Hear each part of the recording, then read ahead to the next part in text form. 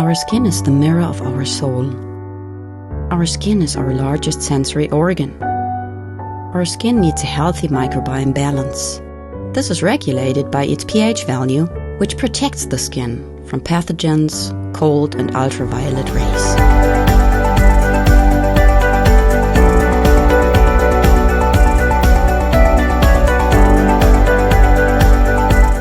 Sebamed protects your skin.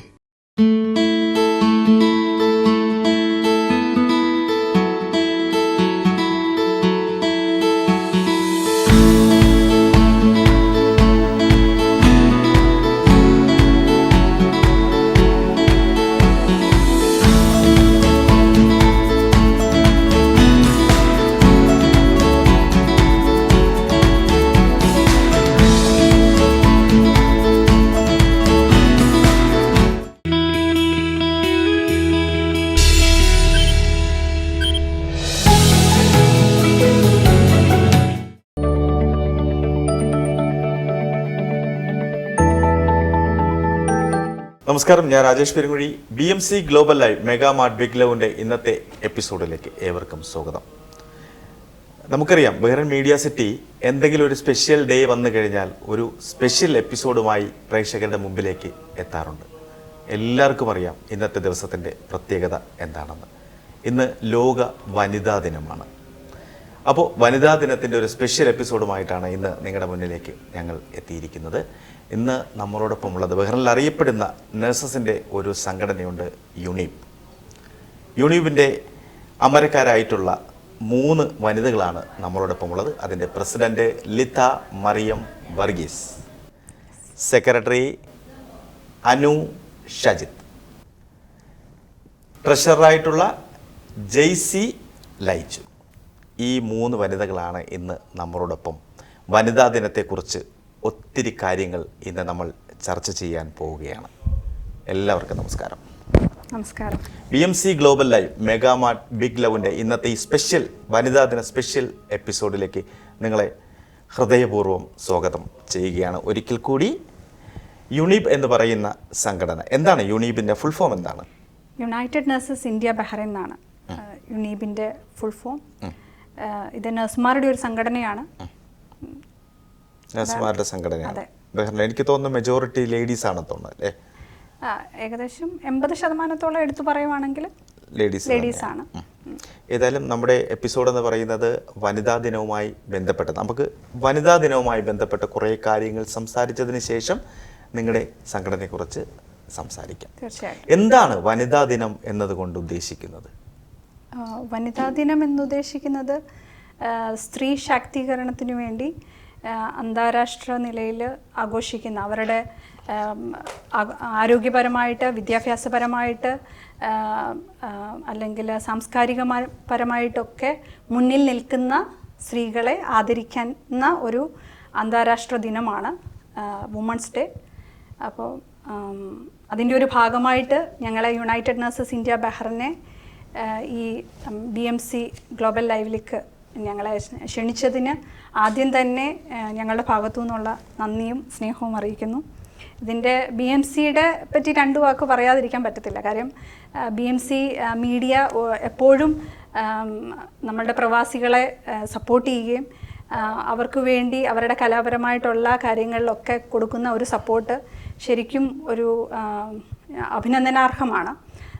അതിൻ്റെ ചുക്കാൻ പിടിക്കുന്ന മെയിൻ നമ്മുടെ ഫ്രാൻസിസ് കൈതാർ സാറിനോടും, അതുപോലെ ഞങ്ങളുടെ ഈ പ്രോഗ്രാമിൻ്റെ കോർഡിനേറ്ററായിട്ടുള്ള രാജേഷ് പെരുങ്ങുഴിയോടും, അതുപോലെ ക്യാമറാമാനായിട്ട് നിൽക്കുന്ന ഞങ്ങളുടെ പ്രജീഷിനോടും ഒക്കെയുള്ള സ്നേഹം, നന്ദിയും ഒക്കെ ആദ്യം തന്നെ അറിയിക്കുന്നു.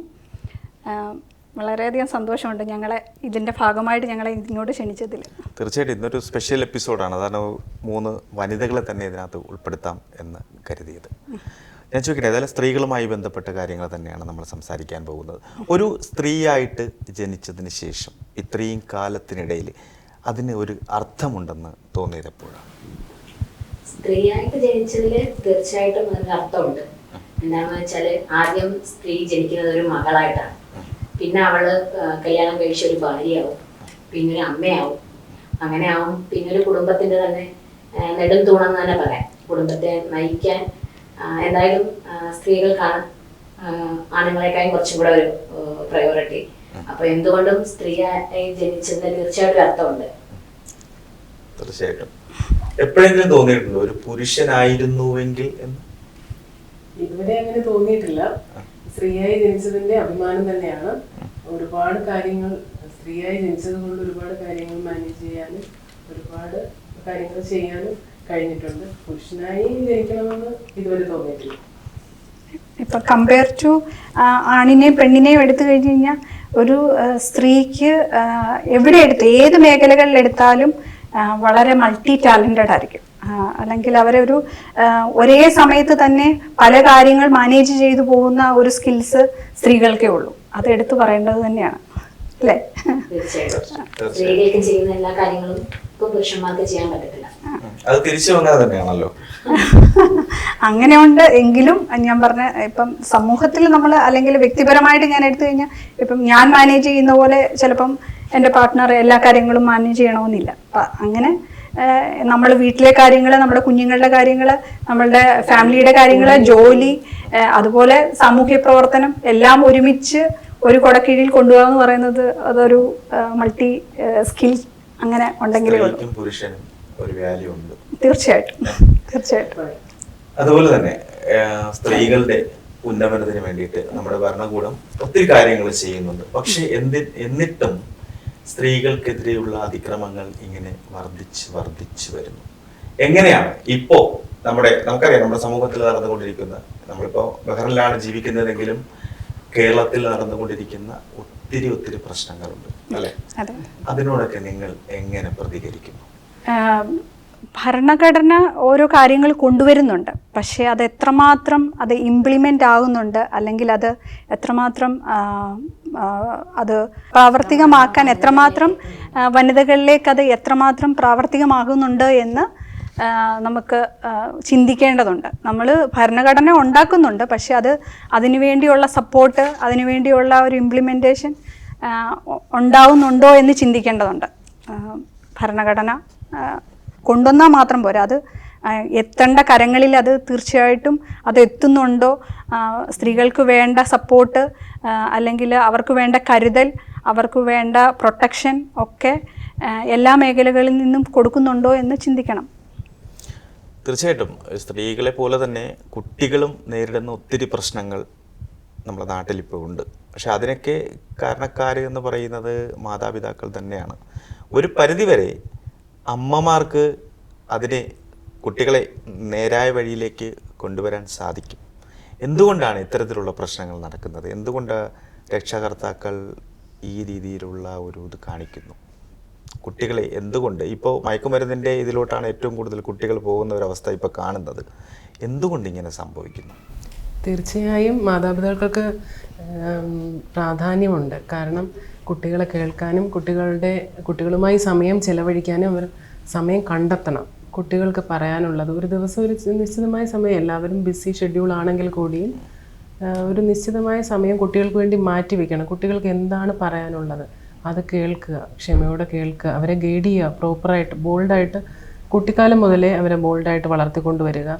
സമൂഹത്തിൽ ഒരു റെസ്പെക്റ്റ് കിട്ടാൻ എന്തൊക്കെയാണ് അതവന് കുട്ടിയിലേ തന്നെ ശീലിച്ചാൽ, അത് പെൺകുട്ടിയായാലും ആൺകുട്ടിയായാലും കുട്ടിയിലേ തന്നെ ശീലിച്ചാൽ അത് വളർന്നു വരുന്ന സ്റ്റേജിലും പിന്നീട് അവന് അത് സമൂഹത്തിൽ എങ്ങനെ ഇംപ്ലിമെൻ്റ് ചെയ്യാം. അപ്പോൾ നല്ലത് നല്ലതെന്നും ചീത്തയെന്നും തിരിച്ചറിയാനുള്ള തിരിച്ചറിവ് അത് കുടുംബത്തിൽ തന്നെയാണ് വളർത്തിക്കൊണ്ട് വരേണ്ടത്. മാതാപിതാക്കൾക്ക് മാതാവിന് വലിയൊരു പങ്കാണുള്ളത്.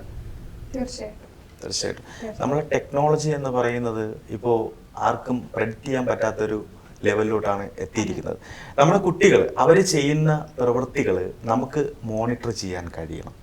അതിനുള്ള ടെക്നോളജി ഇപ്പോഴുണ്ട്. തീർച്ചയായിട്ടും അതിന് ഫോർ എക്സാമ്പിൾ പറയുകയാണെങ്കിൽ ഇപ്പൊ എനിക്കൊരു മോനാണ്, അവന് 14 വയസ്സുണ്ട്. അവന്റെ മൊബൈലിൽ എൻ്റെ ഫോണുമായിട്ട് കണക്റ്റഡ് ആണ്. അപ്പം അവൻ ഉപയോഗിക്കുന്ന ആപ്പുകളും അവൻ എത്രമാത്രം യൂട്യൂബ് ഉപയോഗിക്കുന്നുണ്ട്, അല്ലെങ്കിൽ അവന് യൂട്യൂബിനുള്ളൊരു ആക്സസ് ഇല്ല, അല്ലെങ്കിൽ കിഡ്സ് യൂട്യൂബ് എന്ന് പറയുന്ന ഒരു ചാനലുണ്ട്, അത് കാണുന്നത് എത്രമാത്രം ഉണ്ട്, അല്ലെങ്കിൽ അവൻ ഏതൊക്കെ ആപ്പുകൾ ഡൗൺലോഡ് ചെയ്യുന്നുണ്ട് എല്ലാം നമുക്ക് നോട്ടിഫിക്കേഷൻ വരും. അപ്പം ഇത്രയും ടെക്നോളജികൾ വളർന്നിരിക്കുന്ന സാഹചര്യത്തിൽ അത് മാതാപിതാക്കൾ അത് യൂസ് ചെയ്യുക.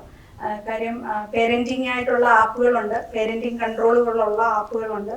അത് മാക്സിമം നമ്മളുടെ ഫോണുകളിലും കണക്ട് ചെയ്തിട്ട് അവരെന്താണ് ഉപയോഗിക്കുന്നത്, അവരെന്താണ് സെർച്ച് ചെയ്യുന്നത്, ഗൂഗിളിൽ പോയിട്ട് ഒരു സെർച്ച് ചെയ്തിട്ട് ഉള്ള ആ ഒരു ഇതൊക്കെ നമുക്ക് കാണാൻ പറ്റുന്ന ഒരു സമയത്താണ്.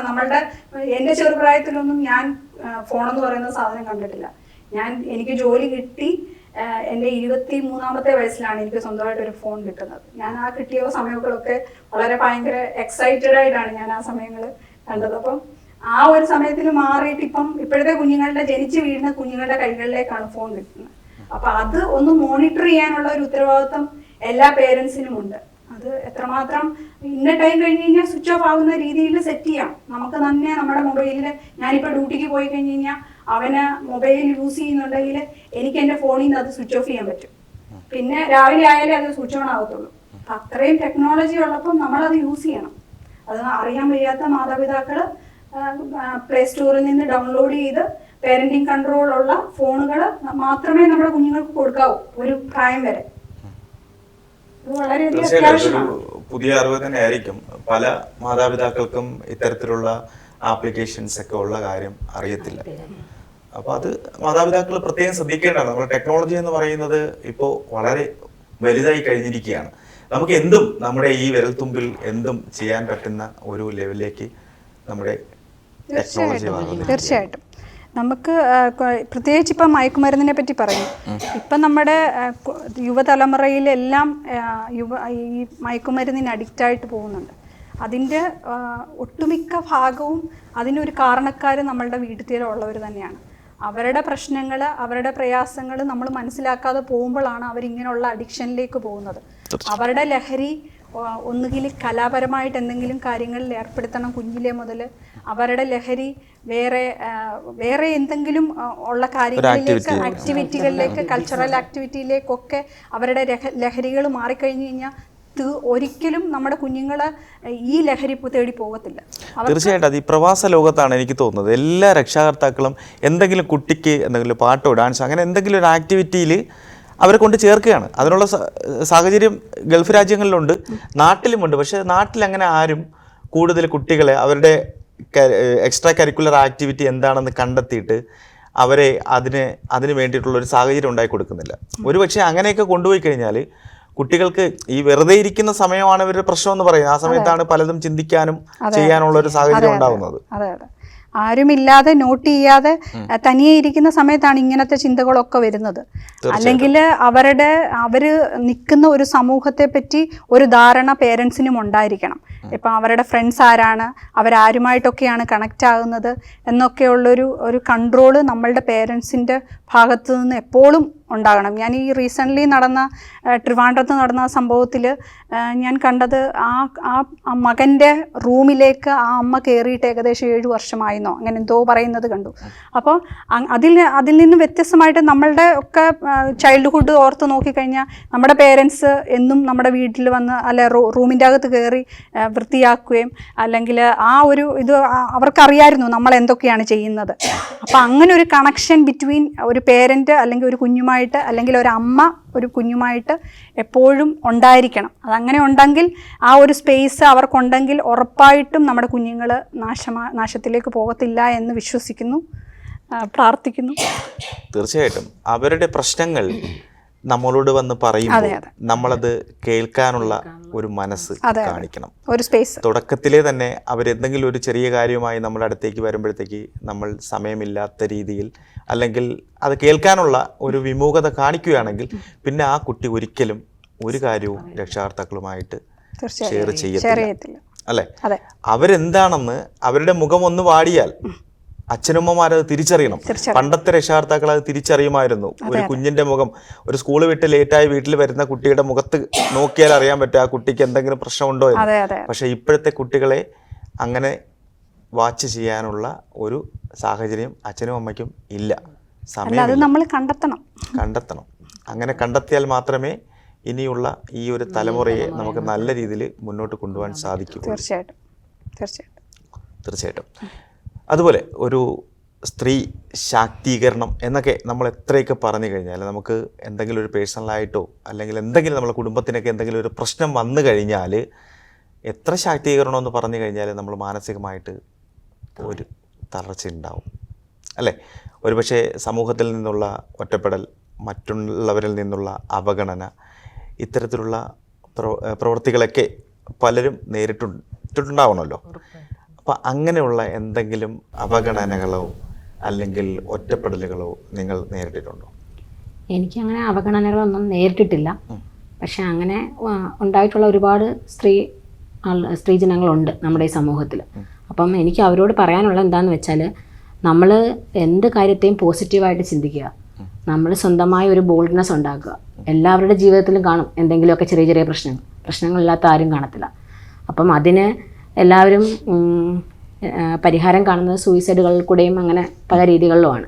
അപ്പം എന്ത് ജോലി ചെയ്യാനും, ഇപ്പം എന്ത് ജോലി ഈ നമ്മുടെ ഈ സമൂഹത്തിൽ ഇപ്പം സ്ത്രീകൾക്ക് എന്ത് ജോലിയും ചെയ്യാനുള്ള ഒരു സ്വാതന്ത്ര്യമുണ്ട്. അപ്പം തീർച്ചയായിട്ടും അവർ ആ ഒരു എന്തെങ്കിലും അവരെ കൊണ്ട് ഒക്കുന്ന ഒരു ജോലികൾ അവരുടെ വീട്ടിലിരുന്നായാലും അല്ലെങ്കിൽ സോഷ്യൽ മീഡിയയിൽ കൂടെ ആയാലും പല ജോലികളും ചെയ്യാം.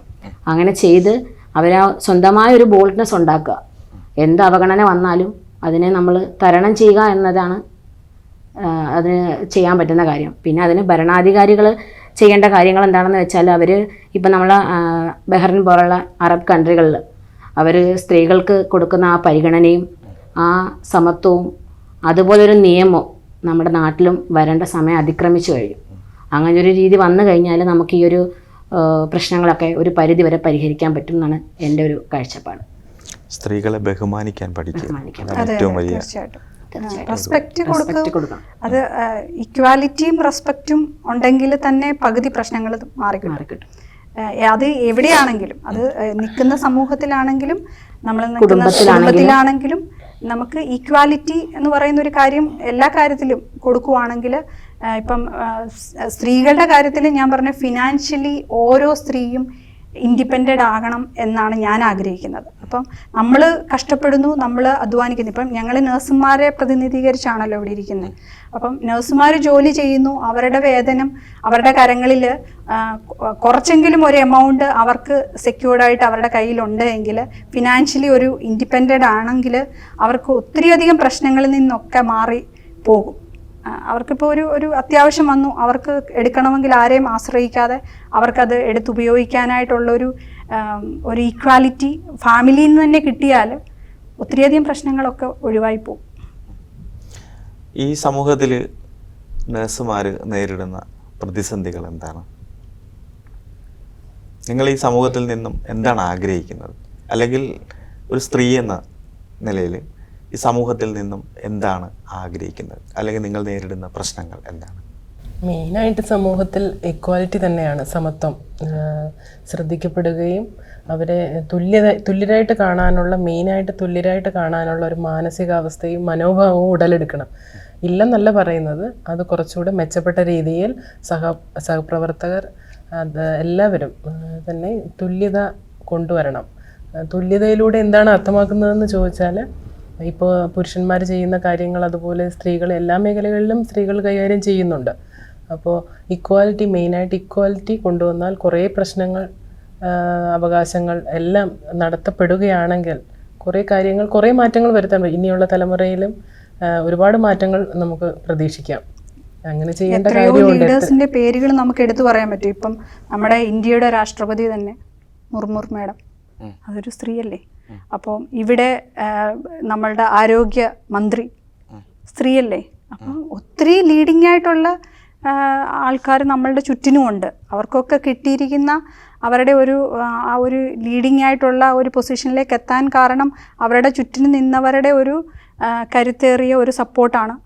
അപ്പോൾ അവരുടെ കഴിവുകളെ തിരിച്ചറിഞ്ഞു അവർക്ക് വേണ്ടി കരുതാനും അവർക്ക് വേണ്ടി സപ്പോർട്ട് ചെയ്യാനും ഉള്ളൊരു സൊസൈറ്റിയിൽ ആയിരുന്നതുകൊണ്ട് അവർക്കൊക്കെ ലീഡ് ചെയ്ത് മുന്നോട്ട് പോകാൻ പറ്റി. അതുപോലെ കഴിവുകളെ തിരിച്ചറിഞ്ഞ് കൂടെ നിൽക്കുന്നവർക്ക് അവർക്ക് ഒരു പൊസിഷനുകളും കാര്യങ്ങളും കൊടുക്കുന്നതിൽ മടി കാണിക്കാതെ കൊടുത്തു കഴിഞ്ഞാൽ തീർച്ചയായിട്ടും വളരെയധികം സ്ത്രീകൾ ഇനിയും മുന്നേറാനുണ്ട് നമ്മുടെ സൊസൈറ്റിയിൽ, ഉറപ്പായിട്ടും. തീർച്ചയായിട്ടും ഇനി ഉള്ള തലമുറയിലെ കുട്ടികൾക്ക് ഏറ്റവും പ്രധാനമായിട്ടും നമ്മൾ പകർന്നു കൊടുക്കേണ്ട ഒരു കാര്യം ബന്ധങ്ങൾ. ഈ ബന്ധങ്ങൾ ഓരോരുത്തരെയും തിരിച്ചറിയാനുള്ള ഒരു കഴിവ് അവർക്ക് നേടിക്കൊടുക്കണം. ഇപ്പോഴത്തെ ഒരു സാഹചര്യത്തിൽ അച്ഛനെയും അമ്മയെയും സ്വന്തം സഹോദരിയും ഒക്കെ അവരൊക്കെ ആരാണ്, അല്ലെങ്കിൽ അവരും നമ്മളും തമ്മിലുള്ള ബന്ധം എന്താണെന്ന് തിരിച്ചറിയണം ഇനിയുള്ള തലമുറ. അതിന് ഏറ്റവും അത്യാവശ്യം ഒരു കുടുംബത്തിൽ വേണ്ടത് കമ്മ്യൂണിക്കേഷനാണ്. തീർച്ചയായിട്ടും ആ കമ്മ്യൂണിക്കേഷൻ ഉണ്ടെങ്കിൽ, കമ്മ്യൂണിക്കേഷൻ എന്ന് പറയുന്നത് മൊബൈലിലൂടെയുള്ള കമ്മ്യൂണിക്കേഷൻ അല്ല, ഒരു ഇൻഡിവിജ്വലായിട്ട് നമുക്ക് നമ്മളുടെ കുടുംബത്തിൽ സംസാരിക്കാൻ, അവരോട് ഇടപെടാൻ, അവർക്ക് തുറന്നു പറയുവാനൊക്കെയുള്ള ഒരു സ്പേസ് ഉണ്ടെങ്കിൽ തീർച്ചയായിട്ടും അവരുടെ മുത്തച്ഛനെയും മുത്തച്ഛിയും അവരുടെ കുടുംബത്തിലുള്ളവരുടെ ഒക്കെ പേരുകളും ഒക്കെ അവർക്കറിയാൻ പറ്റും. ഇത് യാതൊരു കണക്ഷനും ഇല്ലാതെ ടെക്നോളജി വേൾഡിലേക്ക് നമ്മുടെ കുഞ്ഞുങ്ങളെ തള്ളിവിടുമ്പോഴാണ് അത് ആ ഒരു രീതിയിലേക്ക് പോകുന്നത്. കാര്യം അവർക്ക് റിലേഷനൊന്നും അറിയത്തില്ല. അപ്പം അതുപോലെ ഫാമിലി ഗ്യാതറിങ്ങിലേക്ക് നമ്മൾ സമയങ്ങൾ കൊടുക്കുക. നമുക്ക് നമ്മുടെ കുഞ്ഞുങ്ങളെയും കൊണ്ട് ഫാമിലി ഗ്യാതറിങ്ങിന് വേണ്ടി കൊടുക്കുക. അതുപോലെ കുഞ്ഞുങ്ങളുടേതായ ഇപ്പം എനിക്ക് പറയുവാണെങ്കിൽ ക്രിസ്തീയമായ രീതിയിൽ ഞങ്ങൾ പ്രാർത്ഥിക്കാനുള്ളൊരു സമയം, അത് നമ്മൾ ഒരുമിച്ചിരുന്ന് പ്രാർത്ഥിക്കുന്നു. അങ്ങനെ ആ ഒരു സ്പേസ് എപ്പോഴും നമുക്കൊരു കണക്ഷൻ ബിറ്റ്വീൻ ഒരു അമ്മയും കുഞ്ഞും, അല്ലെങ്കിൽ ഒരു പേരൻറ്റിങ് എന്നുള്ള രീതിയിൽ അപ്പനും അമ്മയും കുഞ്ഞുങ്ങളും തമ്മിൽ അവർക്ക് അറിയണം അവരുടെ ഫാമിലിയിൽ എന്താണ് നടക്കുന്നത് എന്നുള്ളൊരു കമ്മ്യൂണിക്കേഷൻ ഈച്ച് അതർ ഉണ്ടെങ്കിൽ തീർച്ചയായിട്ടും അത് വലിയൊരു കാര്യമായിരിക്കും. നമുക്ക് നമ്മുടെ കുഞ്ഞുങ്ങളെ നഷ്ടപ്പെടുത്തില്ല. ദൈവഭയത്തോടുകൂടി മാനസിക മൂല്യങ്ങളെ നന്നായിട്ട് മാനസിക മൂല്യങ്ങളെ മനസ്സിലാക്കി മറ്റുള്ളവരോട് എങ്ങനെയാണ് ഇടപഴകുന്നത് അത് കുഞ്ഞുനാളിലെ മനസ്സിലാക്കി വളർത്തിക്കൊണ്ട് വരികയാണെങ്കിൽ തീർച്ചയായിട്ടും എന്താണെന്ന് അവർക്ക് തീർച്ചയായിട്ടും അങ്ങനെ മനസ്സിലാക്കി കൊണ്ടുവന്നാൽ നല്ലൊരു ഇനിയുള്ള തലമുറയിൽ ശ്രദ്ധിക്കപ്പെടാം ഇങ്ങനെയുള്ള മൂല്യങ്ങളെ. ഇപ്പം നമ്മുടെ വീട്ടിലൊരു വല്യപ്പച്ചനുണ്ടെങ്കിൽ അല്ലെ വല്യമ്മച്ചി ഉണ്ടെങ്കിൽ അവരെ റെസ്പെക്റ്റ് ചെയ്യാനുള്ള ഒരു ഇത് നമ്മൾ മാതാപിതാക്കളായ നമ്മളാണ് അവർക്ക് പറഞ്ഞു കൊടുക്കേണ്ടത്. മോനെ കുഞ്ഞിന് അത് അപ്പച്ചനും അമ്മച്ചിയാണ്, അവരെ റെസ്പെക്റ്റ് ചെയ്യണം, അല്ലെങ്കിൽ അവർക്ക് വേണ്ട ഒരു ആദരവ് അവർക്ക് കൊടുക്കണം എന്ന് നമ്മൾ പറഞ്ഞു കൊടുത്തു കഴിഞ്ഞ് കഴിഞ്ഞാൽ തീർച്ചയായിട്ടും നമ്മുടെ കുഞ്ഞുങ്ങൾ നമ്മൾ കൊടുക്കുന്നത് കാണിക്കുമ്പം അവർ ഓട്ടോമാറ്റിക്കലി അത് കാണും. അപ്പം നമ്മളെ എങ്ങനെയാണോ വരുന്നത് അതേപോലെ ആ പാഠങ്ങൾ നല്ല രീതിയിൽ നമ്മുടെ തലമുറയ്ക്ക് പകർന്നു കൊടുക്കുവാൻ നമ്മൾ മറക്കാതിരിക്കുക. തീർച്ചയായിട്ടും അച്ഛനെയും അമ്മയും കണ്ടാണ് പഠിക്കേണ്ടത്. അവരുടെ റോൾ മോഡൽ എന്ന് പറയുന്നത് അച്ഛനും അമ്മയായിരിക്കണം. പക്ഷേ ഇപ്പോഴത്തെ സമൂഹത്തിൽ പല അച്ഛനെയും അമ്മയെയും റോൾ മോഡലാക്കാൻ പറ്റാത്ത സാഹചര്യമുണ്ട്. അപ്പോൾ നമുക്കത് 100% അങ്ങനെ പറയാനോ ആഗ്രഹിക്കാനോ സാധിക്കില്ല. എങ്കിലും നല്ലതിനെ തിരിച്ചറിയാനുള്ള ഒരു പ്രാപ്തി കുട്ടികൾക്ക് ആർജിക്കാൻ കഴിയണം. അത് തന്നെയാണ് ഏറ്റവും പ്രധാനപ്പെട്ടത്, അല്ലേ?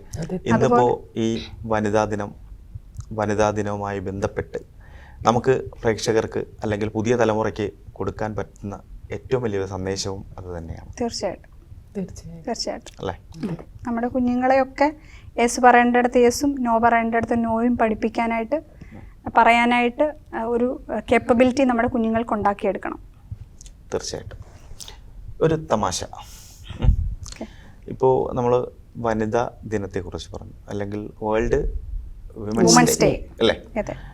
എല്ലാത്തിനും ഒരു ദിനമുണ്ട് അല്ലേ? മോഹൻലാൽ പറയും എല്ലാത്തിനും അതിൻ്റെതായ ഒരു ദിനമുണ്ട് ദാസ എന്ന് പറയുന്നത് പോലെ. ഞാനൊരു ട്രിവാൻഡ്രം ജില്ലക്കാരനാണ്. ട്രിവാൻഡ്രം ജില്ലക്കാർക്ക് വേണ്ടിയിട്ട് ഒരു ഡേ ഉണ്ട്. എന്താണെന്നറിയോ? ഇല്ല, അറിയത്തില്ല. ഇല്ല. എന്താ ഡേ? ഒരു തമാശയ്ക്ക് വേണ്ടി പറഞ്ഞതാണ്. ഓക്കെ അല്ലേ? അപ്പോൾ യുണീബ് എന്ന് പറയുന്ന സംഘടന അല്ലേ, ഇപ്പോൾ വനിതകളാണ് അതിന് നേതൃത്വ സ്ഥാനത്ത് ഇരിക്കുന്ന. ആ നേതൃസ്ഥാനത്തിരിക്കുന്ന 3 പേരുമാണ് ഇന്ന് ഇപ്പോൾ നമ്മുടെ മുന്നിൽ ഉള്ളത്, അല്ലേ? എന്താണ് യുണീബ് എന്ന് പറയുന്ന സംഘടന കൊണ്ട് നിങ്ങൾ ഉദ്ദേശിക്കുന്നത്, അല്ലെങ്കിൽ മറ്റുള്ള സംഘടനകളിൽ നിന്നും യുണീബിനെ വ്യത്യസ്തമാക്കുന്നത് എന്താണ്? യുണീബ് എന്ന സംഘടന United Nurses of India Bahrain നേഴ്സുമാരുടെ ഉന്നമനത്തിന് വേണ്ടിയും നേഴ്സുമാരുടെ പ്രതിസന്ധികളെയും പ്രശ്നങ്ങളെയും ഒക്കെ പിന്നെ ജോലി സംബന്ധമായിട്ടും ഉള്ള പ്രശ്നങ്ങളൊക്കെ പരിഹരിക്കുകയും അങ്ങനെയൊക്കെ ചെയ്യാനായിട്ട് ഞങ്ങൾ 2017 3-4 പേര് ചേർന്ന് തുടങ്ങിയ ഒരു കൂട്ടായ്മയാണ്. അത് 2018 മെയ് 12 നേഴ്സസ് ഡേയും യുണീബിൻ്റെ വാർഷികവുമായി നമ്മൾ ആഘോഷിച്ചു. അങ്ങനെ ഇനോഗ്രേറ്റ് ചെയ്തു. അത് കഴിഞ്ഞ് ഇങ്ങോട്ടുള്ള വർഷങ്ങളെല്ലാം നമ്മൾ അത് കണ്ടിന്യൂ ചെയ്തുകൊണ്ടിരിക്കുന്നു. സംഘടനയെപ്പറ്റി പറയാനാണെങ്കിൽ നമ്മൾ തികച്ചും ലാഭോച്ചയൊന്നും ഇല്ലാതെ നമ്മൾ നഴ്സുമാർക്ക് വേണ്ടി പ്രവർത്തിക്കുന്ന ഒരു സംഘടനയാണ്. നഴ്സുമാർക്ക് മാത്രമല്ല, നമ്മൾ സമൂഹത്തിന് വേണ്ടിയും ഒരുപാട് കാര്യങ്ങൾ ചെയ്യുന്നുണ്ട്. പിന്നെ നമ്മൾ വ്യത്യസ്തമായിട്ട് അങ്ങനെ ഒന്നും ചെയ്യാറില്ല. എന്തെങ്കിലുമൊക്കെ പരിപാടികൾ ചെയ്ത് വരുമ്പം അത് വ്യത്യസ്തമായി മാറുന്നതാണ്. പിന്നെ നമ്മൾ മെയിനായിട്ടും നഴ്സുമാരുടെ ഫാമിലിയെയും ഉൾപ്പെടുത്തി നമ്മൾ പ്രോഗ്രാമുകൾ ചെയ്യാറുണ്ട്. കൂടാതെ തന്നെ സമൂഹത്തിൽ ലേബർ ക്യാമ്പ് വിസിറ്റ് നടത്താറുണ്ട്. നമ്മൾ ഇയർലി ഒരു ഇയർ പ്ലാൻ തന്നെ ഉണ്ട് നമുക്ക്.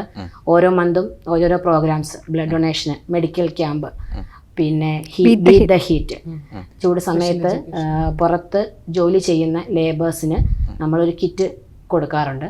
അത് നമ്മൾ എവിടെയെങ്കിലും ഒരു സ്ഥലത്ത് വെച്ച് ഇനോഗ്രേറ്റ് ചെയ്തിട്ട് നമ്മൾ പല 3-5 പേരായിട്ട് വേർതിരിഞ്ഞ് പല സ്ഥലങ്ങളിൽ കൊണ്ടുപോയിട്ട് ആ കിറ്റുകൾ കൊടുക്കാറുണ്ട്. അങ്ങനെ ബ്ലഡ് ഡൊണേഷൻ ആയാലും അങ്ങനെ സാമൂഹികപരമായിട്ടുള്ള കാര്യങ്ങളും നമ്മൾ ചെയ്യാറുണ്ട്.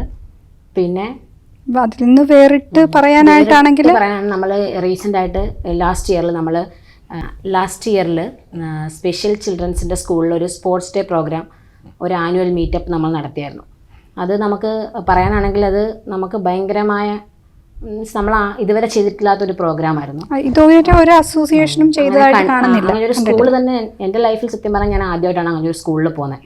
ഈ ഓട്ടിസം ബാധിച്ച കുഞ്ഞുങ്ങളും, കാരണം ഒരു കുഞ്ഞിന് ഒരു ടീച്ചറിന് ഉള്ള രീതിയിലാണ്. അങ്ങനെ ആ കുഞ്ഞുങ്ങൾക്ക് നടക്കാൻ വരെ ബുദ്ധിമുട്ടുള്ള കുട്ടികളുള്ള ഒരു സാഹചര്യമായിരുന്നു. അവിടെ പോയി ആ കുഞ്ഞുങ്ങളെ സ്പോർട്സ് പ്രോഗ്രാമുകളിലെല്ലാം പങ്കെടുപ്പിച്ച് അവരുടെ കൂടെ കുറച്ച് സമയം ചിലവഴിച്ച് അങ്ങനെ ഒരു പ്രോഗ്രാം നമ്മുടെ യുണീബ് കണ്ടക്ട് ചെയ്തിട്ടുണ്ടായിരുന്നു.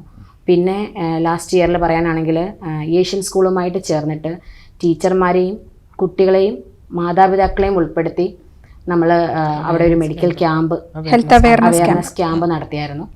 അതും നമുക്ക് അസാധാരണ, മീൻസ് എല്ലാവരും ചെയ്യുന്നതല്ല, നമ്മളെ കണ്ടിട്ടില്ല നമ്മളങ്ങനെ. ചിലപ്പം ആരെങ്കിലുമൊക്കെ ചെയ്തിട്ടുണ്ടാകും, പക്ഷെ എൻ്റെ ശ്രദ്ധയിൽ പെട്ടിട്ടില്ല. അങ്ങനെ ചെയ്തിട്ടുണ്ട്. അതൊക്കെ നമുക്കൊരു വ്യത്യസ്തമായ പ്രോഗ്രാമുകളാണ്. അന്ന് അവിടെ വന്ന മാതാപിതാക്കൾ പലരും അത് പറയുകയും ചെയ്തു. അവരുടെ വിഷമങ്ങൾ വന്ന് നമ്മളോട് പറയുകയും കരയുകയും, കാരണം കുട്ടികളിൽ നിന്ന് അവർക്കുണ്ടാകുന്ന ആ കാര്യം, കാരണം കുട്ടികളെയും കൂടെ നിർത്തിക്കൊണ്ടാണ് അവർ പറയുന്നത്. അവർ കരയുകയൊക്കെ ചെയ്യുന്നത് നമുക്ക് സത്യം പറഞ്ഞാൽ അത് ഹൃദയപരമായിട്ടും നമുക്കത് അവർക്ക് ആ സപ്പോർട്ട് കൊടുക്കാനും ഒക്കെ നമുക്ക് ഒരുപാട് സാധിച്ചിട്ടുണ്ട്. അതൊക്കെ യുണീബിൻ്റെ പൊൻതൂവലുകൾ തന്നെയാണ്. തീർച്ചയായിട്ടും എനിക്ക് തോന്നുന്നു നിങ്ങൾ ഇപ്പോൾ ആരോഗ്യ മേഖലയിൽ പ്രവർത്തിക്കുന്നതുകൊണ്ടായിരിക്കാം ആരോഗ്യ രംഗത്താണ് നിങ്ങൾക്ക് കൂടുതൽ താല്പര്യമുള്ളതെന്ന് തോന്നുന്നു, അല്ലേ? ആരോഗ്യപരമായിട്ടുള്ള കാരണം എല്ലാവരും ഈ യുണീബിൽ പ്രവർത്തിക്കുന്ന, ഇപ്പം നമുക്കൊരു എക്സിക്യൂട്ടീവ് കമ്മിറ്റി ഉണ്ട്, അതിനകത്ത് 25ഓളം പേരുകളുണ്ട്. പിന്നെ ഇപ്പം ഞങ്ങൾ ലീഡിങ് ലേഡീസ് ആണെങ്കിലും ആക്ച്വലി ഇത് മെയിൽസ് അവരാണ് ഇതിൻ്റെ സ്ഥാപകരെന്ന് പറയാൻ. കഴിഞ്ഞ പാനലിൽ വിശാലായിരുന്നു പ്രസിഡന്റ്, ട്രഷററായിട്ട് പ്രിൻസ് ആയിരുന്നു. ഇപ്പോഴത്തെ പാനലാണ് പ്രസിഡന്റും സെക്രട്ടറിയും ട്രഷററും ഫീമെയിൽസായി മാറി. ഏകദേശം 8 വർഷത്തോളം ഈ 7 വർഷം ലീഡ് ചെയ്തതൊക്കെ പ്രസിഡന്റും. തീർച്ചയായും അവരുടെ ഒരു പിന്തുണ ഇപ്പോഴും നമുക്ക് കൂടെ ഉള്ളത് കൊണ്ടാണ് നമ്മൾ ഈ ഒരു രീതിയിൽ മുന്നോട്ട് പോകാൻ ഇപ്പോഴും യുണീബിന്റെ അവരുടെ ഒരു പങ്കാളിത്തം, ഒരു ഗൈഡൻസ് എല്ലാം തീർച്ചയായും ഉണ്ട്. യുണീബിന്റെ എക്സിക്യൂട്ടീവ്സ് 25 പേരാണെങ്കിലും ഇപ്പോഴത്തെ 20 പേരാണ് വുമൺസ് എന്ന് പറഞ്ഞു. അതിൽ സ്ത്രീകൾ 20 പേരാണെങ്കിലും ഞങ്ങൾ ആ 5 പേരുടെ അഭിപ്രായം ചോദിക്കാതെ ഞങ്ങൾ ഒരു കാര്യവും ചെയ്യാറില്ല. നമുക്ക് എല്ലാ എക്സിക്യൂട്ടീവ്സും ഒരുപോലെയാണ്. അതിൽ ആരെയും അങ്ങനെ മാറ്റി നിർത്താറില്ല. എല്ലാവരും ഒരുമിച്ച് ഇരുന്ന് തീരുമാനിച്ചിട്ടാണ് ഓരോ പ്രോഗ്രാമുകളും ഞങ്ങൾ കണ്ടക്ട് ചെയ്യാറുള്ളത്. തീർച്ചയായിട്ടും നേരത്തെ നിങ്ങളൊരു ഇക്വാലിറ്റിയുടെ കാര്യം പറഞ്ഞല്ലോ. എല്ലാ സംഘടനകളിലും പുരുഷന്മാരാണ് കൂടുതലും നിരയിൽ ഉണ്ടാകുന്നത്, അല്ലേ? ഇപ്പോൾ നേരത്തെ നിങ്ങൾ പറഞ്ഞ ആ ഒരു ഇക്വാലിറ്റിയുടെ ഭാഗമായിട്ടായിരിക്കും നിങ്ങളിപ്പോൾ 3 പേരും സ്ത്രീകളാണല്ലോ, ഒരു സംഘടനയുടെ തലപ്പത്തിരിക്കുകയല്ലേ? തീർച്ചയായിട്ടും സമൂഹത്തിൽ കിട്ടുന്നുണ്ട്. തീർച്ചയായിട്ടും അവര് നമുക്കിതൊരു ഫസ്റ്റ് ടൈം ആയിരുന്നു ഈ ഇങ്ങനെ ഒരു പോളിംഗ് സിസ്റ്റത്തിൽ കൂടി ഞങ്ങളെ സെലക്ട് ചെയ്യുന്നത്. അത്രയും വിശ്വാസം ഉള്ളതുകൊണ്ടാണല്ലോ നിങ്ങളെ തെരഞ്ഞെടുത്തവർ. അതെ, തീർച്ചയായിട്ടും. ഇപ്പോൾ ഈ സംഘടന നിങ്ങളുടെ കരങ്ങളിൽ ഭദ്രമാണ് അല്ലേ? അത് നമ്മൾക്ക് ഏറ്റവും നന്നായിട്ട് ഭംഗിയായിട്ട് ഈ വർഷത്തെ പ്രവർത്തനങ്ങൾ കാഴ്ചവെക്കണമെന്ന് തന്നെയാണ് ഞങ്ങൾ ആഗ്രഹിക്കുന്നത്. തീർച്ചയായിട്ടും അതിനുവേണ്ടി അവർ ഞങ്ങളുടെ കൂടെ ഉണ്ട് കട്ടയ്ക്ക്. ഈ 5 പേരും എക്സിക്യൂട്ടീവ്സിലുള്ളതിൽ മെൻസ് ഞങ്ങൾക്ക് നല്ല സപ്പോർട്ടാണ് തരുന്നത്. ഞങ്ങളുടെ ഓരോ കാര്യങ്ങൾക്കും ഓരോ തീരുമാനങ്ങൾക്കും ഞങ്ങൾക്കൊരു ബാക്ക് ബോൺസ് തന്നെയാണ് അവർ. അപ്പം ഞങ്ങൾ സ്വന്തമായിട്ടൊരു തീരുമാനമൊന്നുമില്ല. ഞങ്ങൾക്ക് തന്നിരിക്കുന്ന ഈ ഒരു കരുത്ത് അവരുടെ എനർജി തന്നെയാണ്. തീർച്ചയായിട്ടും അത് നിങ്ങളുടെ പേഴ്സണൽ ആയിട്ടുള്ള കാര്യം മീൻസ് അവരുടെ സപ്പോർട്ട് നിങ്ങൾക്കുണ്ട്. പക്ഷെ പുറത്തു നിന്ന് കാണുന്ന ഒരാള് പ്രഥമ ദൃഷ്ടിയാൽ നോക്കുമ്പോൾ ഈ സംഘടനയുടെ തലപ്പത്തിരിക്കുന്നതും കാര്യങ്ങളൊക്കെ ചെയ്യുന്നതും വനിതകളാണ്. അപ്പോൾ മറ്റുള്ളവര് നിങ്ങളെ വളരെ സൂക്ഷ്മമായി ശ്രദ്ധിച്ചുകൊണ്ടിരിക്കുകയാണ്. എന്തായിരിക്കും നിങ്ങൾ ചെയ്യുന്ന പ്രവർത്തനങ്ങൾ അല്ലേ? തീർച്ചയായും പോസിറ്റീവായിട്ട് കാണുന്നവര് നെഗറ്റീവ് നമുക്ക് വേണ്ട. നമുക്ക് മെയിനായിട്ട് എന്ന് വെച്ചാൽ നമ്മൾ ഈ സംഘടന രൂപീകരിച്ച് കഴിഞ്ഞപ്പം ആദ്യമായിട്ട് നമ്മൾ ആ പ്രോഗ്രാം സ്റ്റാർട്ട് കാരണം 2018 മുതലുള്ള ആളാണ് ഞാൻ ഈ സംഘടനയിൽ. അപ്പം തുടങ്ങിയ സമയത്ത് നമുക്ക് നേഴ്സുമാർക്ക് പൊതുവെ അങ്ങനെ ആദരിക്കുന്ന ഒരു ചടങ്ങ് ആദരണങ്ങളൊന്നും കിട്ടാറില്ല, അനുമോദനങ്ങളൊന്നും കിട്ടാറില്ല. അവർ ജോലി ചെയ്യുന്നു, തിരിച്ചു പോകുന്നു, വീട്, കുട്ടികൾ, കുടുംബം, വീണ്ടും ജോലി, ആ ഒരു രീതിയിലാണ് നേഴ്സുമാർ പൊതുവേ അങ്ങനെ അങ്ങ് ഒതുങ്ങി അവർ നിൽക്കുവാണ്.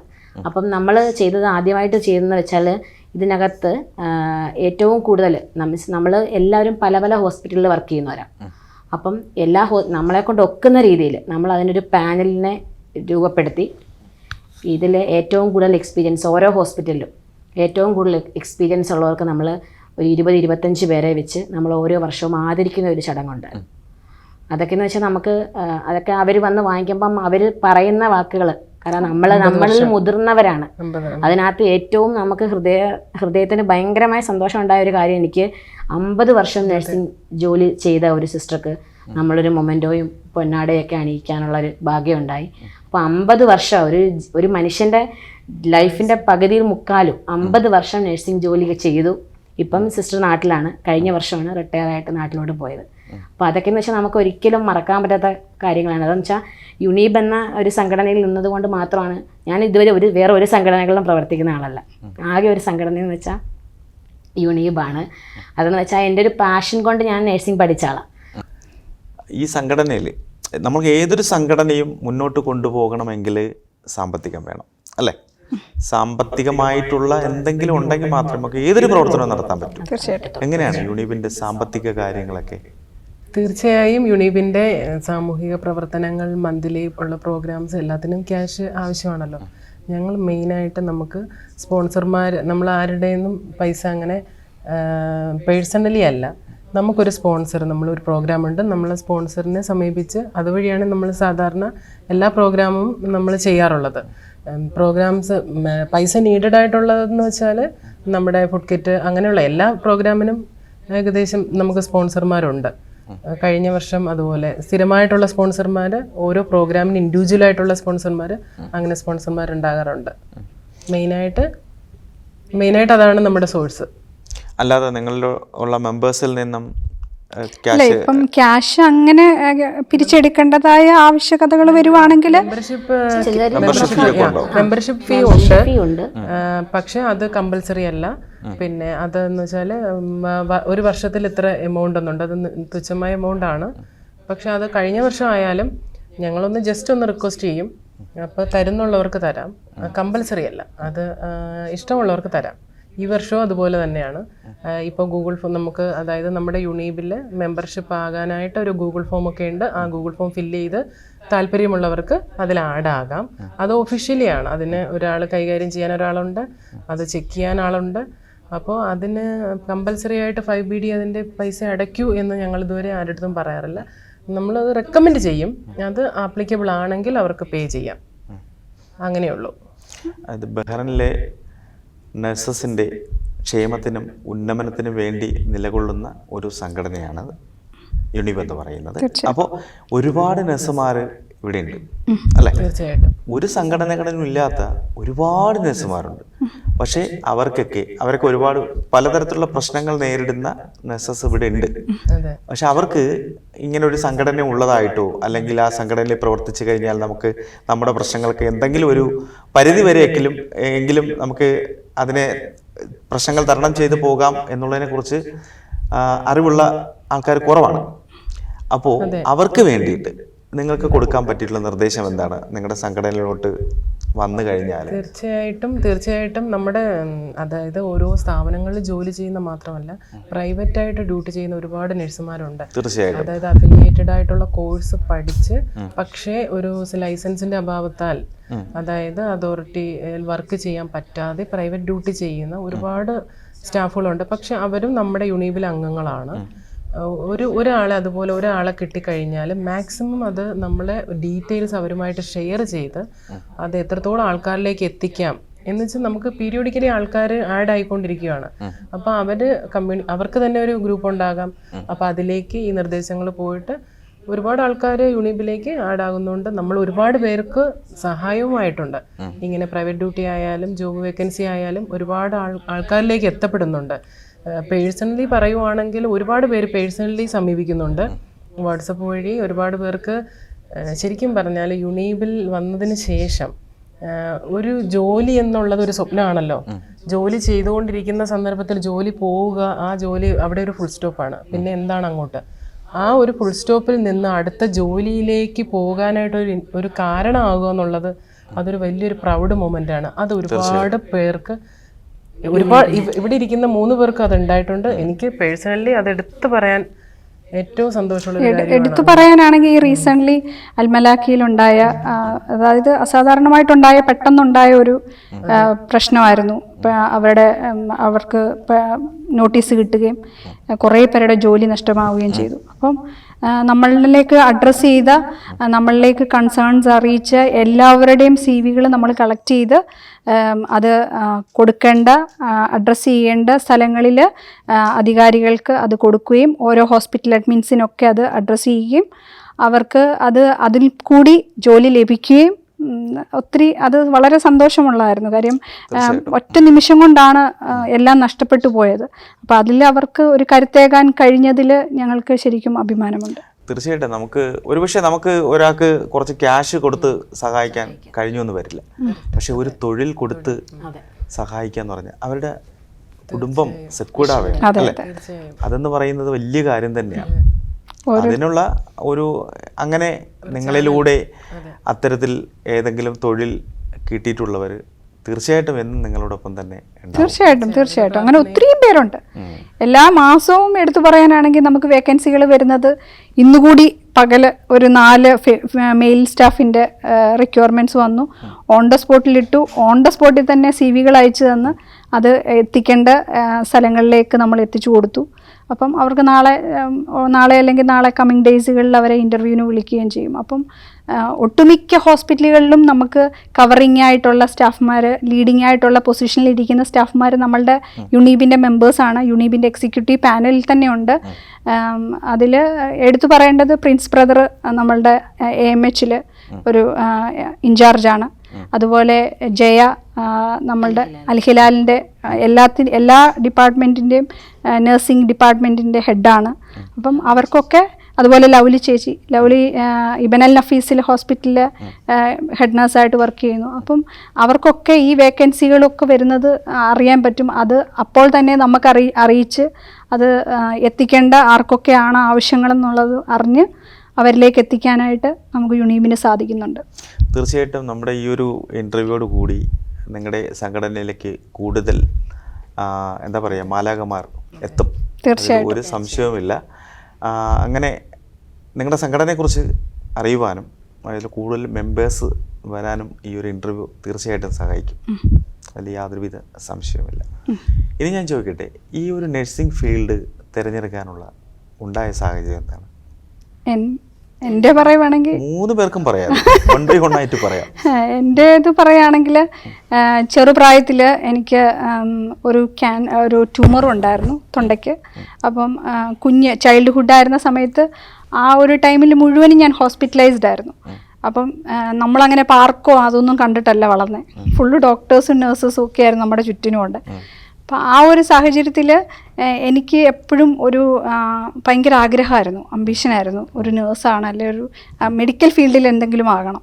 അപ്പോൾ നമ്മളുടെ ജീവിത സാഹചര്യങ്ങളനുസരിച്ച് അന്ന് മുതലൊരു ഡ്രീമായിരുന്നു, ഒരു want to become a nurse. അപ്പം അതിന് BS നഴ്സിങ്ങിന് അത് പീഡിയാട്രിക്ക് തന്നെ തിരഞ്ഞെടുക്കാനുള്ള കാരണം, കുഞ്ഞുങ്ങളുടെ തന്നെ തിരഞ്ഞെടുക്കാനായിട്ടുള്ളൊരു കാരണം അതാണ്. അതൊരു ഭയങ്കര ഒരു എൻ്റെ ഡ്രീമായിരുന്നു. Dreams comes true. ഏത് ഹോസ്പിറ്റലിലാണ് വർക്ക് ചെയ്യണേ? ഞാൻ ചോദിച്ചില്ല. ഞാൻ സൽമാനിയ മെഡിക്കൽ കോംപ്ലക്സിൽ പീഡിയാട്രിക് ഡിപ്പാർട്ട്മെൻറ്റിൽ വാർഡ് 31 ജോലി ചെയ്യുന്നത്. നാട് എവിടെയാണ്? നാട് പത്തനംതിട്ട. പത്തനംതിട്ടയാണ്. കുടുംബമൊക്കെ കുടുംബം ഇവിടെയുണ്ട്. മോനുണ്ട്, 14 വയസ്സുണ്ട്.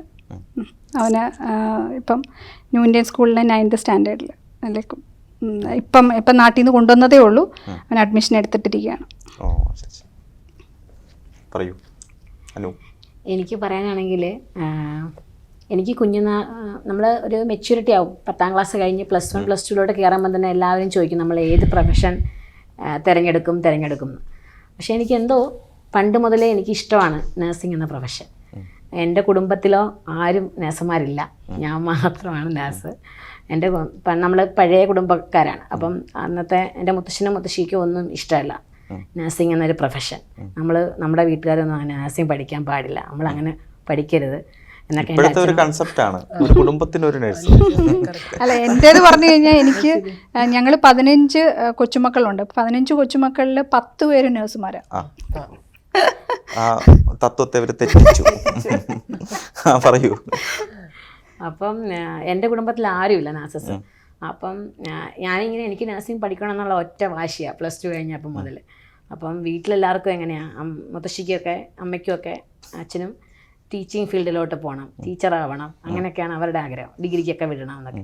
എനിക്ക് നേഴ്സിംഗ് എന്നുള്ള തലയ്ക്ക് പിടിച്ചിരിക്കുക. അപ്പം ഞാൻ നേഴ്സിംഗേ പഠിക്കത്തുള്ളൂ എന്നുള്ള വാശി. അങ്ങനെ അച്ഛന് നേഴ്സിംഗ് പഠിപ്പിക്കാനായിട്ട് നോക്കുമ്പോൾ അച്ഛനെ വഴക്ക് പറയാം, മുത്തശ്ശി എന്തിനാ ഈ ജോബിന് വിടുന്നത്, നമുക്ക് വേണ്ട.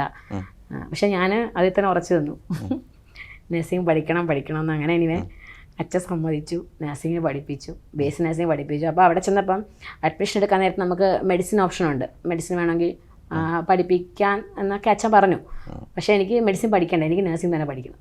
അത് എനിക്കൊരു വാശി പോലെ. അങ്ങനെ എന്തായാലും നേഴ്സിംഗ് പഠിച്ചു. ആ ഒരു പാഷനോടുകൂടി പഠിച്ചു. പിന്നെ പഠിച്ചു കഴിഞ്ഞു. പിന്നെ മാരേജായി, ഇവിടെ ബഹറിൽ വന്നു. 2012 ബഹറിൽ വരുന്നത്. ഇപ്പം ബഹ്റൈൻ ഡിഫൻസിൽ BDF ICUലാണ് വർക്ക് ചെയ്യുന്നത്. ഞാൻ നാട്ടിൽ കൊല്ലം കരുനാഗപ്പള്ളി. ഫാമിലി ഇവിടെ തന്നെയുണ്ട്. ഹസ്ബൻഡ് 2 കുട്ടികളുണ്ട്, 2 ആൺകുട്ടികളാണ്, 10 വയസ്സും 8 വയസ്സും.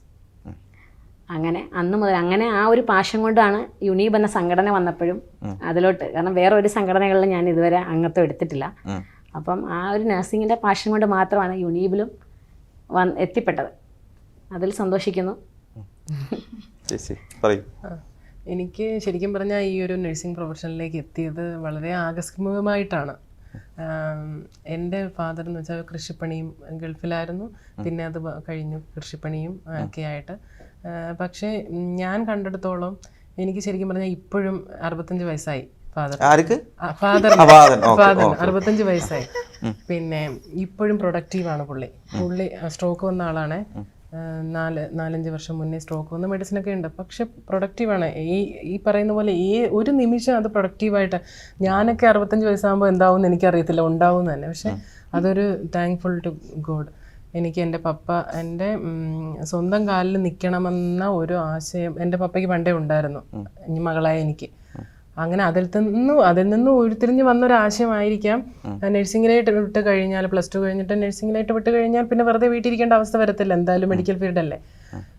ഇഷ്ടമായിരുന്നു എനിക്ക്. പിന്നെ അങ്ങനെ ആ ഒരു സമയത്ത് എന്താണ് നല്ലത് ചീത്തയെന്ന് തിരഞ്ഞെടുക്കാൻ ഇപ്പോഴത്തെ പോലെ അല്ലല്ലോ പണ്ട്. ഇതിലോട്ട് എത്തിയതിന് ശേഷമാണ് ശരിക്കും അതിനെ അങ്ങ് സ്നേഹിച്ചു തുടങ്ങിയത്. ഞാൻ മിഷൻ ഹോസ്പിറ്റലിലാണ് പഠിച്ചത്, വർക്കല.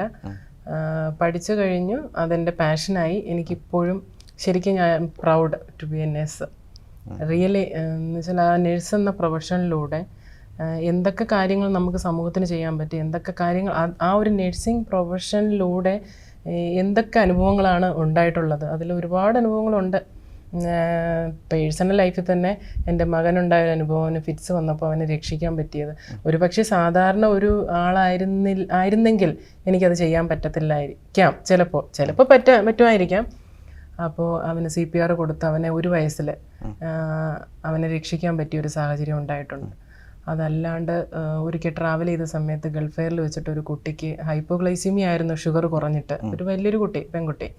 അപ്പോൾ ആ കുട്ടിക്ക് വേണ്ടുന്ന പ്രാഥമിക ശുശ്രൂഷ നൽകാൻ പറ്റി.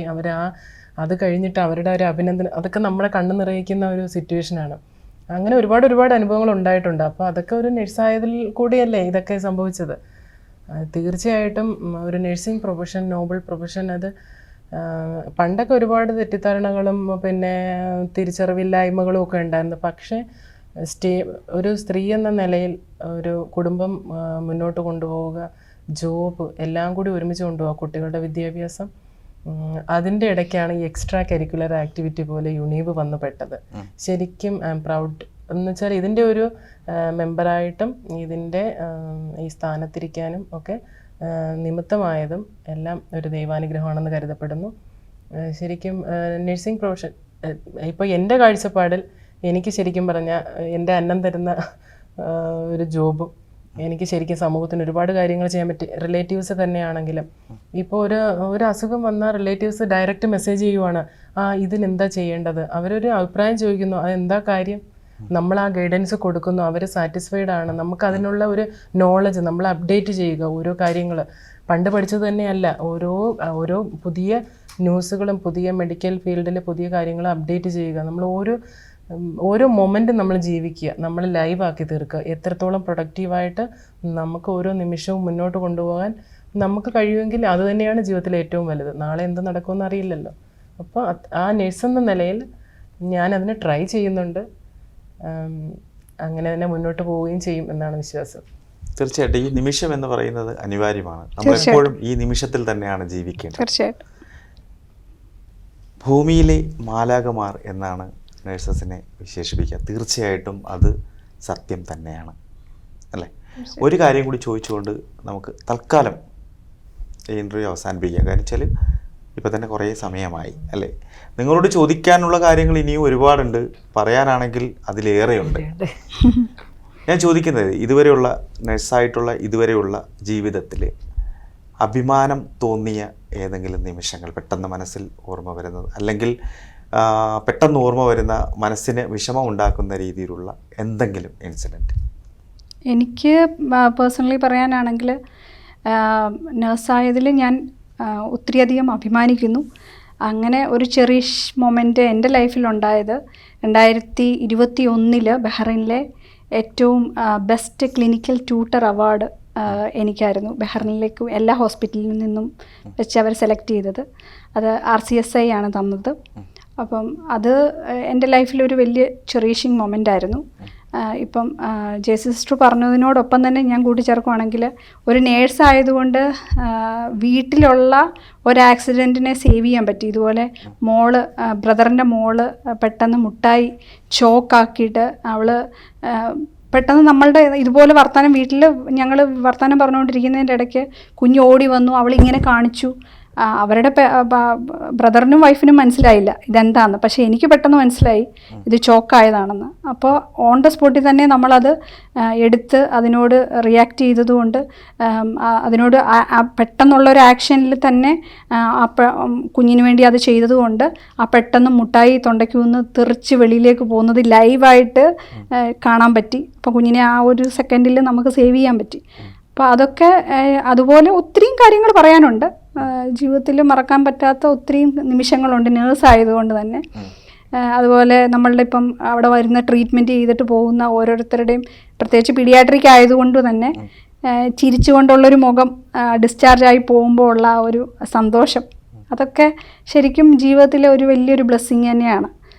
ഞാൻ എൻ്റെ ലൈഫിൽ ഓരോ നിമിഷവും വളരെയധികം സന്തോഷിച്ചാണ്. ഞാൻ ഇതൊരു പാഷനായിട്ട് കണ്ടതുകൊണ്ട് ഒരിടത്തും എനിക്കൊരു മടുപ്പ് തോന്നിയിട്ടില്ല.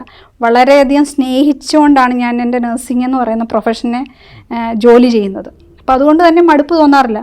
ഇപ്പം പബ്ലിക്കിൽ നിന്ന് തന്നെ ഓരോരുത്തർ ചോദിക്കാറുണ്ട്, എങ്ങനെയാണ് ഈ നേഴ്സിങ്ങും ഈ വീട്ടിലെയും ഈ പരിപാടികളെല്ലാം മാനേജ് ചെയ്യുന്നതെന്ന് ചോദിക്കും. അപ്പം നമ്മളത് എന്ത് ജോലിയോടും ഇഷ്ടത്തോടെ ചെയ്തു കഴിഞ്ഞ് കഴിഞ്ഞാൽ അത് ലൈവാക്കാൻ പറ്റും. നമുക്ക് ഓരോ നിമിഷവും നമുക്ക് കിട്ടിയിരിക്കുന്ന ഈ ആയുസ്സിൽ കിട്ടിയിരിക്കുന്ന ഒരു ചെറിയ നിമിഷങ്ങളിൽ നമുക്ക് ഓരോ നിമിഷവും ചെറിയശാക്കണമെങ്കിൽ നമ്മൾ അതിനെ ഓരോ പോസിറ്റീവായിട്ട് കണ്ട് നമുക്ക് വരുന്ന പോസിറ്റീവും നെഗറ്റീവും ഉണ്ടാവും. എന്നാൽ പോസിറ്റീവിനെ മുന്നിൽ നിർത്തിക്കൊണ്ട് മുന്നോട്ട് പോവുകയാണെങ്കിൽ തീർച്ചയായിട്ടും വിജയങ്ങൾ കൈവരിക്കാൻ പറ്റും. അത് യുണീബിൻ്റെ ഭാഗത്ത്, ഞാനിപ്പം യുണീബിൻ്റെ ഒരു പ്രസിഡൻ്റ് ആയതുകൊണ്ടല്ല ഞാൻ പറയുന്നത്, ഈ ഒരു പൊസിഷനിലേക്ക് എത്താനായിട്ട് ദൈവം സഹായിച്ചതും അങ്ങനെ തന്നെയാണ്. അതുകൊണ്ട് ഇങ്ങനൊരു ഓപ്പർച്യൂണിറ്റി യുണീബ് തന്നില്ലായിരുന്നെങ്കിൽ എനിക്ക് ഇങ്ങനൊരു ഇവിടെ വന്നിരിക്കാൻ പറ്റുമായിരുന്നു? ഒരിക്കലും ഇല്ല. അപ്പം യുണീബിൻ്റെ പ്രസിഡൻ്റ് ആയതിലും അതുപോലെ ഇപ്പം ലീഡിങ് ആയിട്ട് ഇവരെല്ലാവരും കയറി ഞങ്ങളെല്ലാം ഒരുമിച്ച് കയറിയതിലും ഒത്തിരിയധികം സന്തോഷമുണ്ട്. ഒരു വുമൺസ് ഡേ ആയിട്ടും ഒരു വുമണായിട്ടും ഒരു നേഴ്സായിട്ടും ഒക്കെ വളരെയധികം അഭിമാനിക്കുന്നു. എനിക്കും പെട്ടെന്ന് അങ്ങനെ പറയാൻ ഈ പറഞ്ഞ കാര്യങ്ങളൊക്കെ തന്നെയാണ്. പിന്നെ ഈ റീസെൻ്റായിട്ട് ഞാൻ ഓൾറെഡി നേരത്തെ പറഞ്ഞായിരുന്നു, 50 വർഷം ആയ സിസ്റ്റർക്കുള്ള ആ ഒരു മൊമെൻറ്റ്. ആ സിസ്റ്റർ സത്യം പറഞ്ഞാൽ ആ ഒരു നിമിഷം എന്ന് വെച്ചാൽ നമുക്ക് ഒരിക്കലും മറക്കാൻ പറ്റാത്തൊരു കാര്യമാണ്. 50 വർഷം പുള്ളിക്കാരി ബഹ്റിൻ സൽമാനിയ ഹോസ്പിറ്റലിൽ 50 വർഷക്കാലം ജോലി ചെയ്ത് അവസാന നിമിഷം പോവുകയാണ്. നമ്മൾ ഏറ്റവും ലാസ്റ്റിലാണ് നമ്മൾ അറിയുന്നത് ഇങ്ങനൊരു സ്റ്റാഫ് ഇങ്ങനെ ഉണ്ട്. കാരണം നമ്മൾ പലയിടത്തു നിന്നാണ് വിവരങ്ങൾ കളക്ട് ചെയ്തത്. അപ്പോൾ ഏറ്റവും ലാസ്റ്റിലാണ് അറിയുന്നത് ഇങ്ങനൊരു സിസ്റ്റർ ഉണ്ട്. അപ്പോൾ ഉറപ്പായിട്ടും ആർക്ക് കൊടുത്തില്ലെങ്കിലും ആ സിസ്റ്റർ നമ്മൾ ഉറപ്പായിട്ടും ആദരിച്ചിട്ടുണ്ട്. കാരണം ബാക്കിയുള്ളവർക്ക് അടുത്ത വർഷം ഒരു ചാൻസ് കിട്ടും, പക്ഷേ ഈ സിസ്റ്റർ അങ്ങനെ കിട്ടത്തില്ല. അപ്പം ആ പുള്ളിക്കാരിയെ ആ സ്റ്റേജിൽ ആദരിച്ചപ്പം ആ പുള്ളിക്കാരിയുടെ ആ കണ്ണ് നിറയുന്ന കാഴ്ച ഒരിക്കലും നമുക്ക് ഒരിക്കലും എനിക്ക് സത്യം പറഞ്ഞാൽ ഇപ്പം റീസെൻ്റ് ആയിട്ടുള്ളതായതുകൊണ്ട് ഞാൻ അത്രയും ഇതായിട്ട് പറയുന്നത്, ഒരിക്കലും അതെനിക്ക് മറക്കാൻ പറ്റുന്നൊരു കാര്യമല്ല. അപ്പം യുണീബ് എന്ന സംഘടനയിൽ വന്നതുകൊണ്ടാണ് തീർച്ചയായിട്ടും ഞാൻ അങ്ങനെ ഒരു സ്റ്റേജ് കണ്ടത്. പിന്നെ സംഘടനയിൽ ഞാൻ നേരത്തെയും സെക്രട്ടറി സ്ഥാനം വഹിച്ചിട്ടുണ്ട്. കഴിഞ്ഞ ഇതിൽ വൈസ് പ്രസിഡൻ്റ് ആയിരുന്നു, ഇപ്പോൾ വീണ്ടും സെക്രട്ടറി സ്ഥാനത്തേക്ക് വന്നു. എനിവേ ഒരുപാട് സന്തോഷമുണ്ട്. പിന്നെ കുടുംബം, കുട്ടികൾ, ജോലി, എല്ലാവരും ചോദിക്കുന്ന ചോദ്യങ്ങൾ തന്നെ ഇതെല്ലാം. ഞാനിപ്പം ഡ്യൂട്ടിക്ക് പോകുന്ന സമയത്ത് അവിടെ ഉള്ളവരെല്ലാം ചോദിക്കും എങ്ങനെ ഇതിന് സമയം കണ്ടെത്തുന്നത്. അപ്പം അങ്ങനെ എല്ലാം കൂടെ കൊണ്ടുപോകാൻ നമ്മുടെ കുടുംബത്തിൻ്റെ സപ്പോർട്ട്, എൻ്റെ ഹസ്ബൻഡിൻ്റെ സപ്പോർട്ട് തീർച്ചയായിട്ടും പുള്ളിയുടെ ഉറപ്പായിട്ടും ഇപ്പം എല്ലാവരും ഫാമിലി സപ്പോർട്ട് ഇല്ലെങ്കിൽ ഉറപ്പായിട്ടും നമുക്കിങ്ങനെ ഈ രാത്രിയിലും നമ്മൾ ഈ പ്രോഗ്രാംസൊക്കെ വരുമ്പോൾ നമ്മൾ നൈറ്റിലൊക്കെ പല കാര്യങ്ങൾക്കും വേണ്ടിയും പോകാറുണ്ട്. അപ്പം ഹസ്ബൻഡിൻ്റെ സപ്പോർട്ട് തീർച്ചയായിട്ടും ഉണ്ട്. കുടുംബത്തിൽ നിന്നായാലും കുട്ടികളുടെ ആയാലും എല്ലാ സപ്പോർട്ടും ഉണ്ട്. അപ്പം അങ്ങേയറ്റം സന്തോഷിക്കുന്നു. വുമൻസ് ഡേയിൽ ഇവിടെ വന്നിരിക്കാൻ കാരണമായത് യുണീബാണ്. അതിന് അങ്ങേയറ്റം അഭിമാനിക്കുന്നു, പ്രാർത്ഥിക്കുന്നു.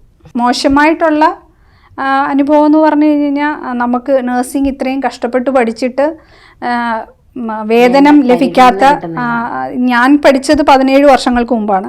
അപ്പോൾ അന്നൊക്കെ നാട്ടിലത്തെ സാലറി വളരെ തുച്ഛമായ സാലറിയാണ്. ഇന്നിപ്പം അതൊക്കെ മാറി, സാഹചര്യങ്ങൾ മാറി, കുറച്ചുകൂടെ നല്ല സാലറിയും നല്ല വേതനവും ഒക്കെ കിട്ടാൻ തുടങ്ങി. ഞാൻ പഠിച്ച സമയത്ത് എനിക്ക് നാട്ടിൽ ചെന്നപ്പം ഇനിഷ്യലി തരാമെന്ന് പറഞ്ഞത് വെറും 2000 രൂപയും പിന്നെ 3 മാസം കഴിയുമ്പോൾ ട്രെയിനിങ് കോഴ്സ് കഴിഞ്ഞ് കഴിഞ്ഞാൽ 3000 രൂപയുടെ കൂട്ടിത്തരാം, ഒരു 5000 രൂപ തരാമെന്ന് പറഞ്ഞു. അതിൽ നിന്ന് മാറി ഇപ്പം ഏകദേശം 25,000 രൂപകളൊക്കെ കിട്ടുന്നുണ്ട് എന്ന് കേൾക്കുന്നു. അപ്പം വളരെയധികം സന്തോഷമുണ്ട്. പക്ഷേ അതും പോരാ. ഒരു നഴ്സിംഗ് പഠിച്ച് നേഴ്സായി വർക്ക് ചെയ്യുമ്പം അവർക്ക് കിട്ടേണ്ടത് അതിലും നല്ല പേയ്മെൻറ്റും സാലറിയും ഒക്കെ കിട്ടുന്നത് കൊണ്ടാണ് നമ്മളുടെ നേഴ്സുമാർ കേരളം വിട്ട് അല്ലെങ്കിൽ ഇന്ത്യ വിട്ട് വെളി രാജ്യങ്ങളിലേക്ക്, യൂറോപ്യൻ രാജ്യങ്ങളിലേക്കൊക്കെ പോകുന്നതും അതുപോലെ ഗൾഫ് കൺട്രീസിലേക്ക് വരുന്നതും. ഇപ്പം കുവൈറ്റ് പോലുള്ള അല്ലെങ്കിൽ വേറെ GCC കൺട്രികളിലൊക്കെ ആണെങ്കിലും നല്ല സാലറി പാക്കേജാണ് ഗവൺമെൻറ്റിലാണെങ്കിലും പ്രൈവറ്റിലാണെങ്കിലും ഒക്കെ കിട്ടുന്നത്, നാട്ടിൽ നിന്ന് വെച്ച് കമ്പയർ ചെയ്യുമ്പം. അപ്പോൾ ഡെഫിനറ്റ്ലി അങ്ങനെയുള്ളത് കിട്ടുമ്പം ആൾക്കാർ അത് തേടിപ്പോകും. അവരുടേതായ നീഡ്സുകൾ ഡേ ബൈ ഡേ വർദ്ധിച്ചുകൊണ്ടിരിക്കുമ്പം അവർക്ക് അവരുടെ നീഡ്സ് മീറ്റ് ചെയ്യാനായിട്ട് പൈസ വേണം. അപ്പോൾ ഡെഫിനറ്റ്ലി അവരുടേതായ ആ ഒരു സാഹചര്യം കിട്ടുന്ന സ്ഥലങ്ങളിലേക്ക് മൂവ് ഓൺ ചെയ്യും. അപ്പോൾ ഏതായാലും ഇന്നത്തെ വനിതാ ദിനത്തിൽ നമുക്ക് ഒത്തിരി കാര്യങ്ങളാണ് പ്രേക്ഷകർക്ക് നമ്മൾ ഷെയർ ചെയ്തത്, അല്ലേ? തീർച്ചയായിട്ടും ഒരുപാട് വാല്യുബിൾ ആയിട്ടുള്ള കാര്യങ്ങളാണ് പറഞ്ഞത്. തീർച്ചയായിട്ടും ഈ എപ്പിസോഡ് വളരെ സ്പെഷ്യലായിട്ടുള്ള ഒരു എപ്പിസോഡ് തന്നെ ആയിരിക്കും നമ്മുടെ പ്രേക്ഷകർക്ക്. തീർച്ചയായിട്ടും. ഒപ്പം നിങ്ങളെ ഓരോരുത്തരെയും ബഹുമാനിക്കുന്നു. അതുപോലെ ഒരു നഴ്സ് എന്നുള്ള രീതിയിൽ നിങ്ങൾക്ക് ഒരു ബിഗ് സല്യൂട്ട് തരികയാണ്. Thank you. തീർച്ചയായിട്ടും ഒരു നഴ്സ്, നേരത്തെ പറഞ്ഞല്ലോ ജെയ്സി പറഞ്ഞ പോലെ നഴ്സുമാരെന്ന് പറയുമ്പോൾ മുമ്പ് ആൾക്കാർക്ക് പലരും നെഗറ്റീവായിട്ടുള്ള കാര്യങ്ങളൊക്കെ പറഞ്ഞിട്ടുണ്ടെന്ന് പറഞ്ഞില്ലേ, അതൊക്കെ പോസിറ്റീവായത് എപ്പോഴെന്നറിയാമോ?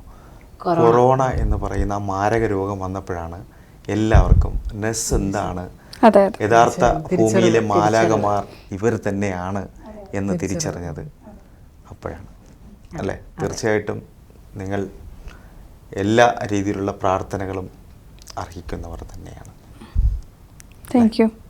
അപ്പം ഞങ്ങൾക്കും എല്ലാവരോടും പറയാനുള്ളത്, എല്ലാവരും നമ്മളുടെ വുമൺസിൻ്റെ സൊസൈറ്റിയോട് പറയാനുള്ളത്, എല്ലാവരും സ്ട്രോങ് ആയിട്ടിരിക്കുക. നിങ്ങൾക്ക് കിട്ടിയിരിക്കുന്ന ഓരോ നിമിഷങ്ങളും പോസിറ്റീവായിട്ട് മുന്നോട്ട് പോവുക.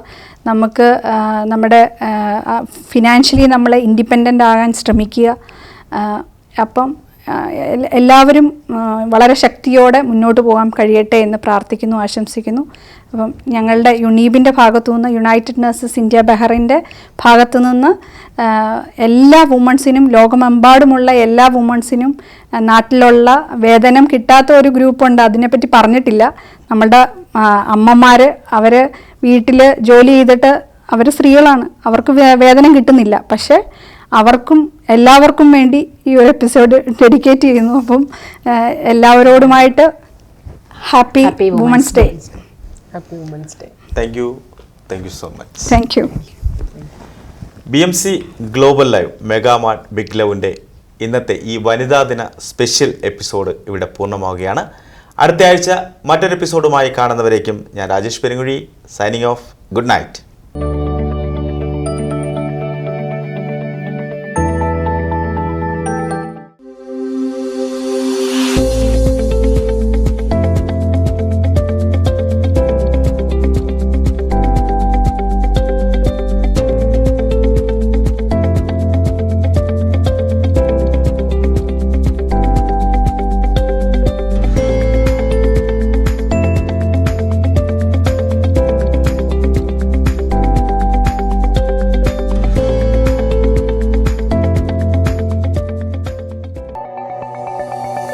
Our skin is the mirror of our soul.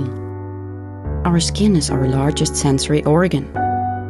Our skin needs a healthy microbiome balance. This is regulated by its pH value, which protects the skin from pathogens, cold and ultraviolet rays.